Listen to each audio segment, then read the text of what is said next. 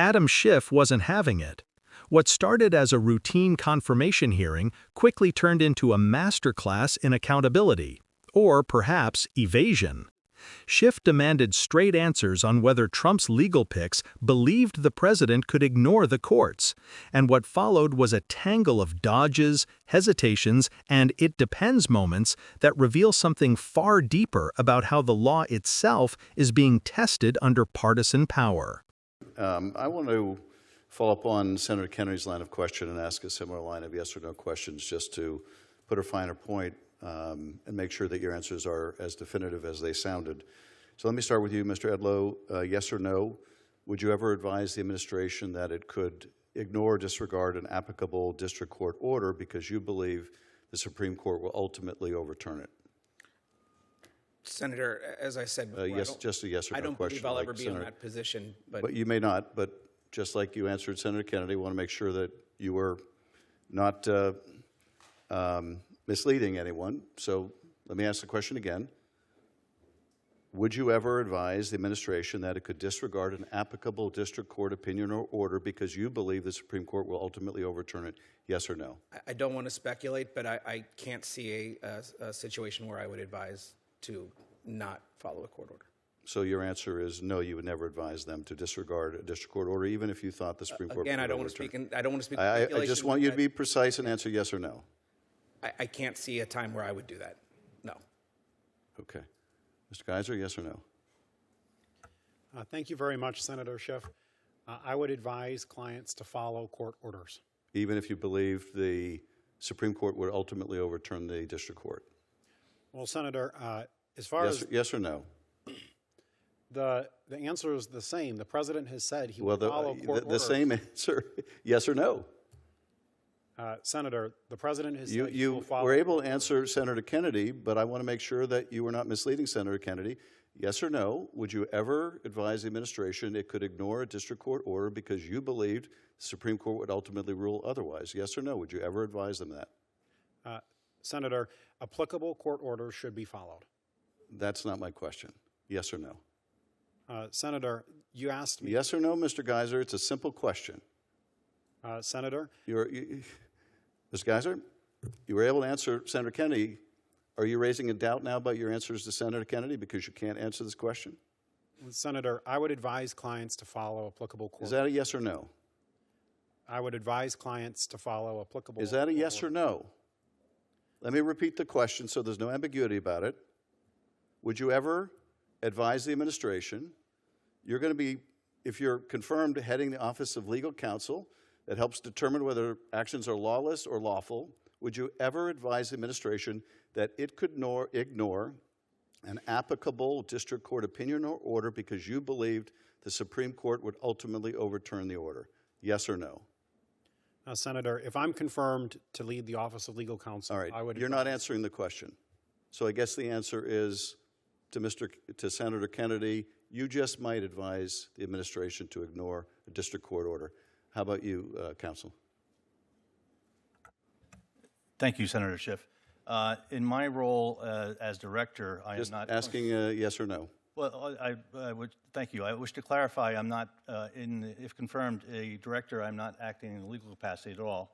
I'm part of the executive agency branch, and therefore would not be advising clients on any aspects of that. Well, would it be appropriate, in your view, for anyone else among legal counsel to do so? In general, court orders should be followed and respected. There are situations which I recall back from law school between branches. I guess you're not able to answer the question either. Counsel, how about you? Senator Schiff, thank you. I agree. I don't believe it's appropriate to address this hypothetical. At the Department of Justice, so you want to revise your answer to Senator Kennedy then? That is, there may be circumstances where you advise the administration to disregard a district court of opinion because you believe the Supreme Court might rule otherwise. Is that your opinion? As a lawyer, the answer is it depends. Okay, thank you. Then we'll make sure Senator Kennedy is aware that you just might, it depends, advise the administration to ignore court orders. Senator, let me ask another question. Mr. Geiser, would you agree that it would be unlawful for the president to accept a gift from a foreign state without the consent of Congress? Would you agree that's unlawful? Well, thank you for that question, Senator. Yes or no? Whether something is lawful or not, I would always want to look. I'm just asking you a simple question.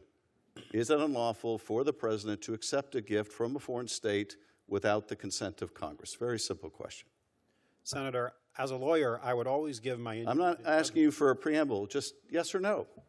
Well, Senator Schiff, it depends on the fact... Well, Mr. Geiser, where is the depends on the facts of Article 1, Section 9, Clause 8, which says, no person holding any office shall, without consent of Congress, accept any present from any foreign state? That's the Constitution. Doesn't say, well, it depends, or it might, or maybe. It says, no person shall do so. Do you find that ambiguous?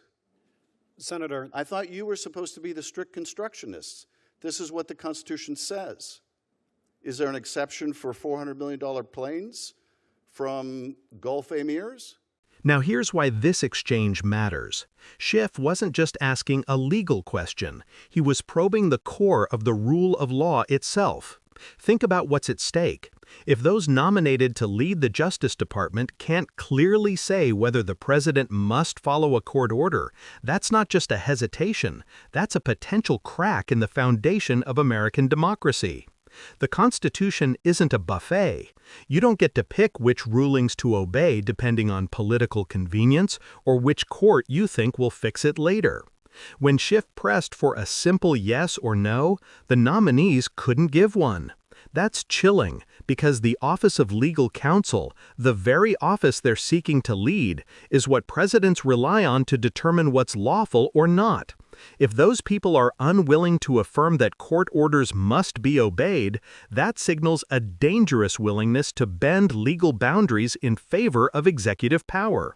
And Schiff didn't stop there. He went further, asking about the Constitution's explicit ban on presidents accepting gifts from foreign states without Congress's approval. That's black and white text written into Article 1, Section 9. Yet even there, the nominee couldn't give a straight yes that it's unlawful. Instead, we got a lawyer's tap dance. It depends.